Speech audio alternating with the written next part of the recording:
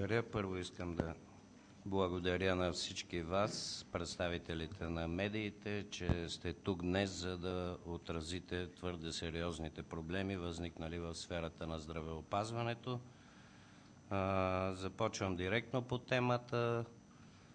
Предполагам, че повечето от вас са останали с впечатления и доста такива упреци срещнахме, че Лекарския съюз едва ли не е абдикирал от събитията, не участва, не взема отношение по възникналите проблеми и напрежението, както в гражданството, така и в медицинските среди. Държа да ви уверя, че това не е вярно. Ние сме в непрекъснат диалог, както с НЗОК като договорен партньор, така и с министерствата на здравеопазване, финанси, здравна комисия и така нататък. Изчакахме до последно и предприехме всички нормални и възможни стъпки, за да се постигне с диалог и по пътя на договарянето това, което трябва да се случи в медицината, за да работи тя нормално. Включително бяхме дали вчера до следобед срок на НЗОК да получим всички документи, по които тя работи. Тъй като това не се случи и общото ни решение е, че всички възможни средства са изчерпани, това е и повода за днешната пресконференция, както и недоволството, пак ще повторя, както на населението, най-вече на населението, така и на медицинските среди в страната. НЗОК изглежда продължава да работи по системата през последните 3-4 години, когато нямаше рамков договор и когато тя действаше самостоятелно, със собствени решения, собствени норми и критерии и така нататък. Тази година обаче има подписан НРД и той е действащ. И е крайно време НЗОК да разбере, че има договорен партньор в лицето на съсловните организации и няма как без тях да предприема каквото и да било. Поискахме от НЗОК всички документи, по които тя работи, да ни бъде представена методиката, по която се правят делегираните бюджети на болниците, критериите, по които сключва или не сключва договори. Поискахме да ни се даде информация защо средствата, които се полагат на лечебните заведения за болнична помощ за декември, на едни болници са изплатени 100%, на други 50%. Кога ще бъдат платени останалите средства? Каква е методиката за определяне на така наречените защитени болници и има ли такава методика? Единственото, което получихме от НЗОК и то вчера, това са индивидуалните типови договори на отделните изпълнители. И то пак повтарям, ние получихме тези типови договори, когато на практика почти всички договори в страната с лечебните заведения са вече сключени. Естествено, че имаме много забележки по тези типови договори,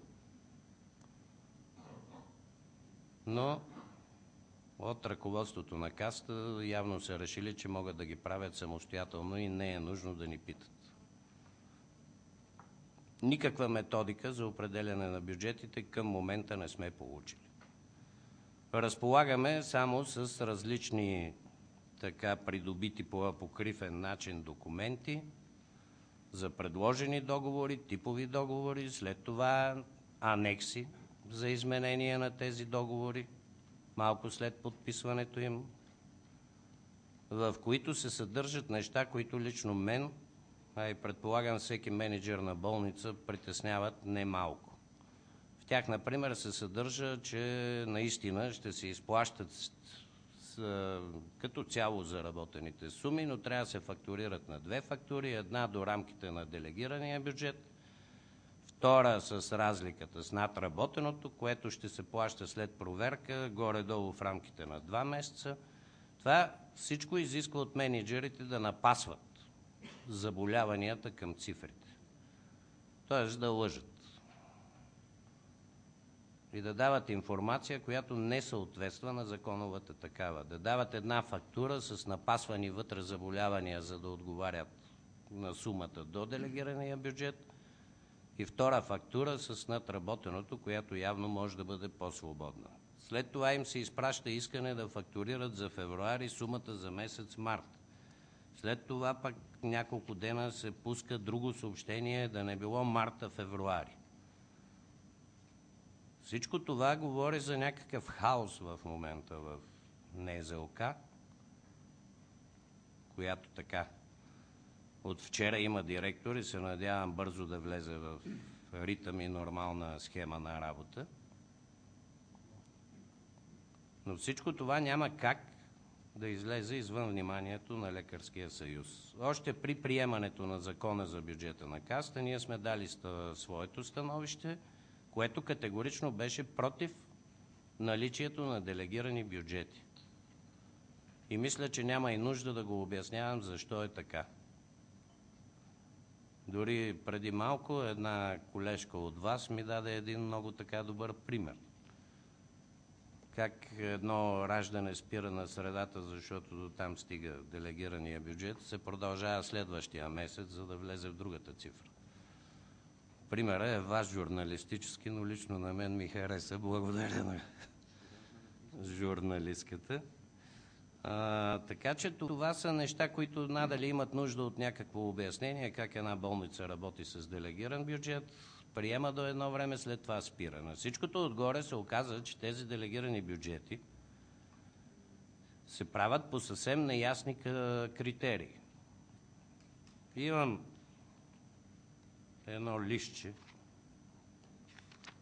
което така съм си правил сам по данни на Касата. Това е методиката за формиране на делегирани бюджети. Виждате, драскал съм си.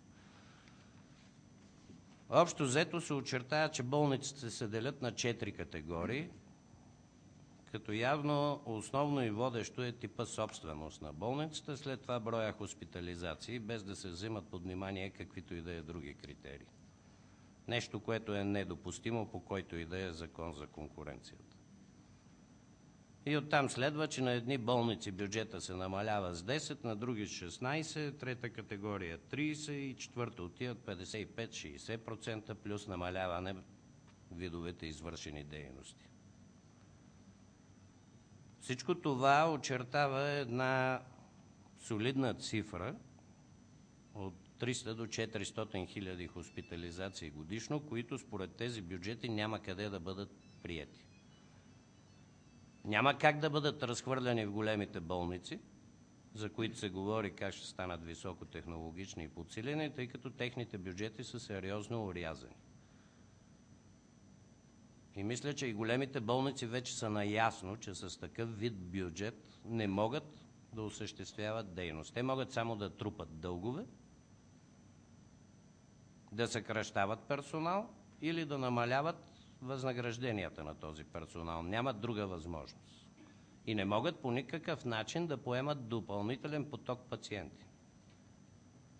Защото това прави средно по около 2000 души допълнително на голяма болница.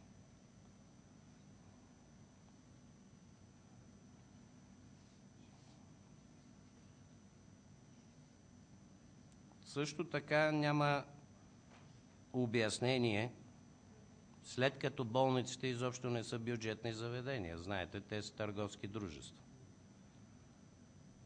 Как и защо някой си позволява да информира бюджет?